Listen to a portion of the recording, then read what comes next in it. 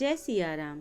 आपके अपने चैनल धार्मिक कथाएं में आप सभी का बहुत बहुत स्वागत है।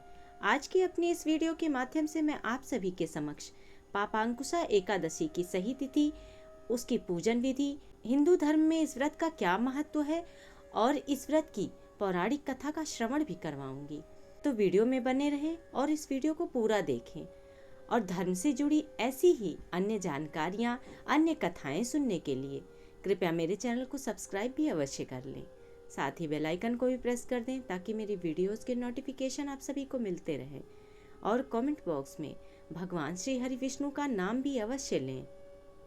प्रतिवर्ष शारदीय नवरात्रि के समाप्ति के बाद और विजयदशमी पर्व के अगले दिन अश्विन शुक्ल एकादशी को पापांकुशा एकादशी का व्रत रखा जाता है। इस दिन भगवान श्री हरि विष्णु का पूजन किया जाता है और इस दिन पूरे विधि विधान के साथ भगवान श्री हरि विष्णु का पूजन करने से व्यक्ति की समस्त इच्छाएं पूर्ण हो जाती हैं। पौराणिक मान्यताओं के अनुसार यदि आपने जाने या अनजाने में कोई भी पाप किया है तो उसके प्रायश्चित के लिए पापांकुशा एकादशी का व्रत रखा जाता है और इस व्रत को रखकर भगवान श्री हरि विष्णु के पद्मनाभ स्वरूप की पूजा करने से मनुष्य के समस्त पाप मिट जाते हैं। शास्त्रों के अनुसार केवल पापांकुशा एकादशी का व्रत रखने से ही व्यक्ति को सारे दान करने के समान ही पुण्य फल प्राप्त होता है। इस दिन सुवर्ण, भूमि, गौ, अन्न, जल, जूते, छाते, तिल आदि का दान करने से व्यक्ति को यमराज के दर्शन नहीं होते और उन्हें यमलोक की यातनाएं नहीं सहनी पड़ती। इस एकादशी का व्रत करने से भगवान विष्णु अति प्रसन्न होते हैं और भक्तों को कभी भी धन, दौलत, सुख, सौभाग्य की कमी नहीं होने देते। विजयदशमी के बाद भगवान राम का अपने भाई भरत से मिलाप इसी एकादशी को हुआ था। इस दिन भगवान विष्णु के पद्मनाभ स्वरूप की पूजा करके चंद्रमा के खराब प्रभाव को रोका जा सकता है। साथ ही शुभ फलों की भी प्राप्ति होती है। पाप रूपी हाथी को पुण्य रूपी अंकुश से भेदने के कारण इसका नाम पापांकुशा एकादशी पड़ा। इस एकादशी के व्रत को श्रद्धा एवं भक्ति भाव से करने वाले व्यक्ति पर भगवान विष्णु प्रसन्न होकर अपनी कृपा बरसाते हैं और उसे सुख, संपत्ति, सौभाग्य और मोक्ष प्रदान करते हैं। इस एकादशी का व्रत करने वाले दिन साधक को प्रातःकाल स्नान ध्यान करने के पश्चात सबसे पहले भगवान श्री हरि विष्णु का ध्यान करके व्रत को पूरा करने का संकल्प लेना चाहिए। इसके पश्चात ईशान कोण में भगवान विष्णु की मूर्ति या तस्वीर को पीले कपड़े पर रखें और उनको स्नान करावें। ध्यान रखें कि भगवान विष्णु की पूजा में चावल का प्रयोग ना करें। चावल की बजाय गेहूं की ढेरी पर भगवान का कलश रखकर उसमें गंगा जल भरें और उस पर पान के पत्ते और श्रीफल यानी नारियल रखें। कलश में रोली से ओम और स्वास्तिक बनाएं। इसके बाद भगवान विष्णु को विशेष रूप से पीले पुष्प और पीले फल आदि चढ़ाएं। यदि संभव हो तो इस एकादशी की रात्रि को जागरण करते हुए भगवान का कीर्तन करना चाहिए। व्रत के दूसरे दिन किसी ब्राह्मण को भोजन कराने के बाद ही स्वयं भोजन करें। व्रत वाले दिन साधक को अपने सामर्थ्य के अनुसार पूजा पाठ, भजन तथा ब्राह्मणों को दान व दक्षिणा देना चाहिए। ध्यान रहे कि इस व्रत को करने वाले साधक को एकादशी के एक दिन पहले रात्रि में भोजन नहीं करना चाहिए। व्रत वाले दिन भी अन्न ग्रहण नहीं करना चाहिए। दूसरे दिन व्रत का पारण करने के बाद ही अन्न ग्रहण करना चाहिए और इसके साथ ही व्रत वाले दिन भूलकर भी चावल का सेवन नहीं करना चाहिए। पंचांग के अनुसार इस वर्ष 2023 में अश्विन मास के शुक्ल पक्ष की एकादशी तिथि का प्रारंभ 24 अक्टूबर दिन मंगलवार को दोपहर में 3:14 से हो रहा है और इस तिथि की समाप्ति 25 अक्टूबर दिन बुधवार को दोपहर में 12:32 पर होगी। उदया तिथि के अनुसार इस वर्ष पापांकुशा एकादशी का व्रत 25 अक्टूबर दिन बुधवार को ही रखा जाना उत्तम है और इस व्रत की पूजा आप सूर्योदय के बाद कर सकते हैं क्योंकि उस समय से रवि योग और वृद्धि योग रहेगा। ये दोनों ही शुभ योग हैं। वृद्धि योग में आप जो भी कार्य करते हैं उसके फल में वृद्धि होती है। रवि योग सूर्य के प्रभाव वाला होता है। व्रत के दिन आप पूजा के लिए राहु काल का त्याग करें। उस दिन राहु काल दोपहर में 12:05 से दोपहर में 1:29 तक है। राहु काल में एकादशी की पूजा नहीं करनी चाहिए। इस एकादशी के व्रत का पारण 26 अक्टूबर को किया जाएगा, जिसका शुभ समय 26 अक्टूबर को सुबह 6:28 से 8:43 के बीच में रहेगा। पारण तिथि के दिन द्वादशी समाप्त होने का समय सुबह 9:44 है।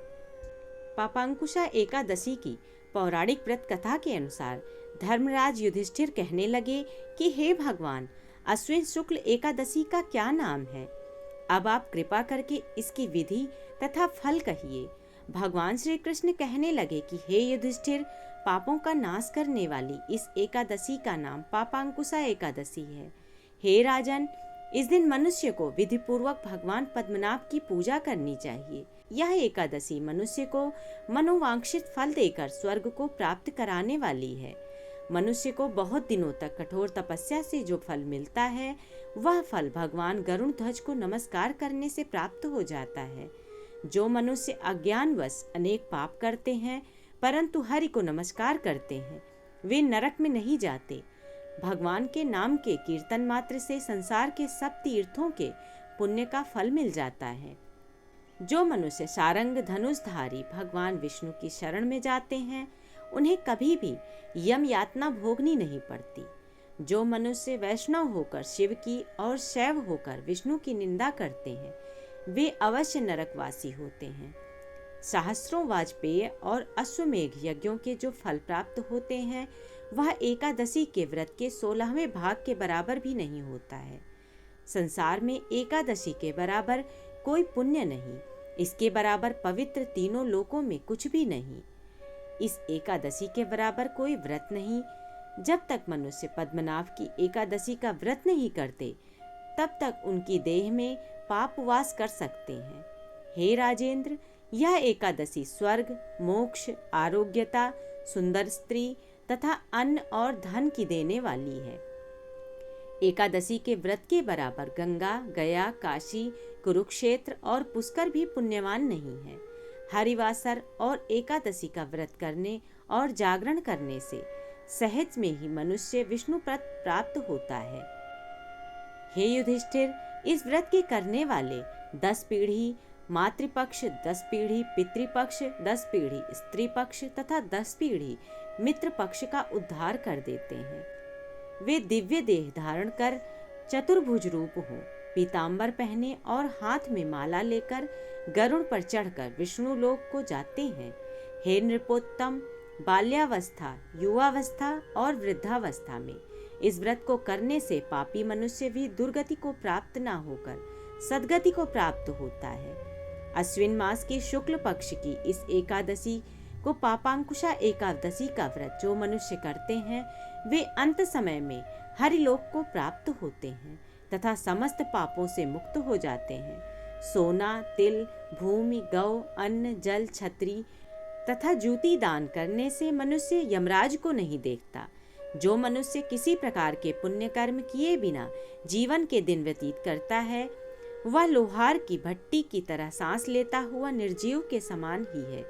निर्धन मनुष्यों को भी अपनी शक्ति के अनुसार दान करना चाहिए तथा धन वालों को सरोवर, बाग, मकान आदि बनवाकर दान करना चाहिए।